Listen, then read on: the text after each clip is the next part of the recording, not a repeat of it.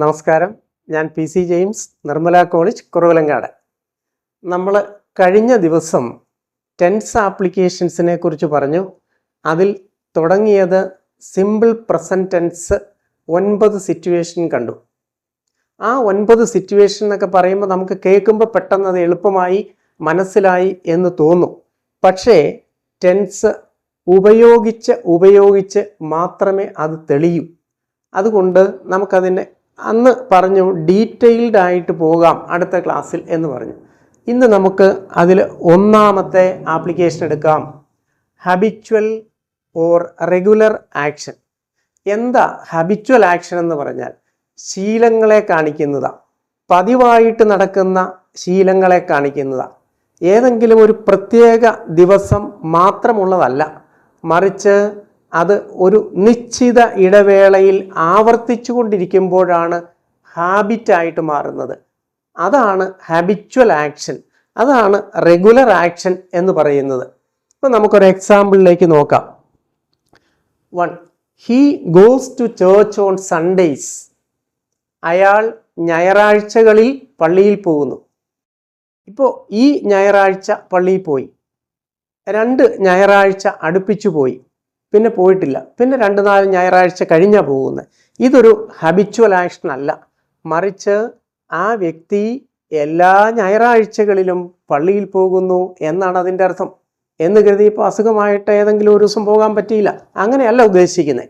അപ്പോൾ ഒന്നാമത്തത് he goes to church on Sundays. ഇത് ക്ഷേത്രമാകാം. He goes to temple on Sundays, on Fridays, ഏത് ദിവസം വേണമെങ്കിലും ആകാം. ഇനി മറ്റൊന്ന് നോക്കാം.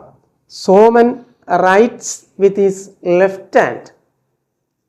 Soman writes with his left hand. Soman ഇടത് കൈ കൊണ്ടാണ് എഴുതുക. അത് അയാളുടെ രീതിയാണ്.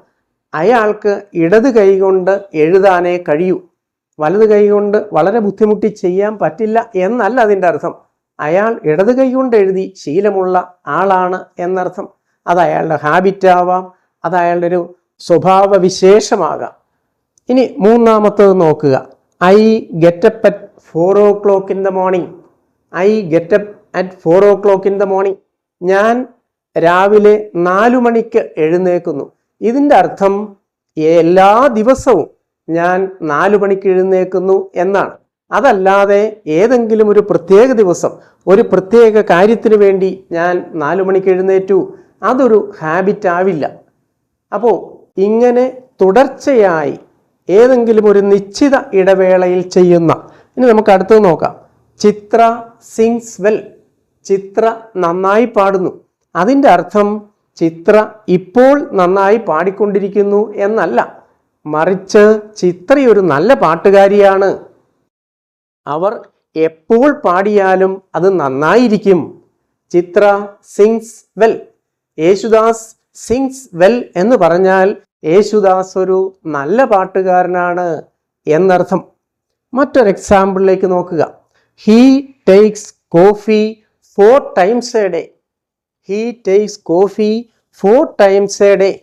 അയാൾ ഒരു ദിവസം 4 തവണ കാപ്പി കുടിക്കും എന്ന് പറഞ്ഞാൽ അത് അയാളുടെ ഒരു ശീലമാണ്. അത് രാവിലെയാകാം, അല്പം കഴിഞ്ഞൊരു 10 മണിയൊക്കെ ആയിട്ടാവാം, പിന്നെ വേണമെങ്കിൽ ഒരു 3-4 മണിയായിട്ടാകാം, അത് കഴിഞ്ഞൊരു 6-7 മണി. എപ്പോഴായാലും അയാൾക്കൊരു ദിവസം ഒരു 4 കാപ്പി കുടിക്കുന്ന ശീലമുണ്ട് എന്നർത്ഥം. അപ്പം ഇങ്ങനെ പതിവായി ആവർത്തിക്കപ്പെടുന്ന ഒരു നിശ്ചിത ഇടവേളയിൽ നടക്കുന്ന ഒരു കാര്യത്തിനാണ്. ഇപ്പോൾ നമ്മുടെ പഴയ ചീഫ് മിനിസ്റ്റർ മിസ്റ്റർ കരുണാകരൻ, അദ്ദേഹം ജീവിച്ചിരുന്നപ്പോൾ എല്ലാ മാസവും 1-ാം തീയതി ഗുരുവായൂർ ക്ഷേത്രത്തിൽ പോകുമായിരുന്നു. അതൊരു ശീലമാണ്. ചില ആളുകൾ എല്ലാ വർഷവും ശബരിമല പോകാറുണ്ട്.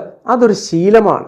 നിരന്തരമായിട്ട് ചെയ്യുന്ന ഒരു കാര്യമാണ്, മുടക്കം കൂടാണ്ട് ചെയ്യുന്ന ഒരു കാര്യമാണ്. ചിലർ എല്ലാ മാസവും ഏതെങ്കിലും ഒരു പള്ളിയിൽ പോകും, അല്ലെങ്കിൽ ഒരു അമ്പലത്തിൽ പോകും. ചിലർ എല്ലാ 6 മാസം കൂടുമ്പോഴും ചിലപ്പോൾ വേളാങ്കണ്ണിക്ക് പോകും. ഇങ്ങനെ ഒരു റെഗുലർ ഇൻ്റർവെലിൽ ചെയ്യുന്ന കാര്യങ്ങളാണ് ഹാബിച്വൽ ഓർ റെഗുലർ ആക്ഷൻ എന്ന് പറയുക. അപ്പോൾ ഒന്നുകൂടെ നോക്കുക. he goes to church on Sundays. 2. Soman writes with his left hand. 3. I get up at 4 o'clock in the morning. Chitra sings well. He takes coffee 4 times a day. ഇങ്ങനെ നിരന്തരമായി ചെയ്യുന്ന കാര്യങ്ങൾ, അവരുടെ ജീവിത രീതിയുടെ ഭാഗമായ കാര്യങ്ങൾ, ഇതാണ് സിമ്പിൾ പ്രസന്റ് ടെൻസിൽ ഉപയോഗിക്കുക.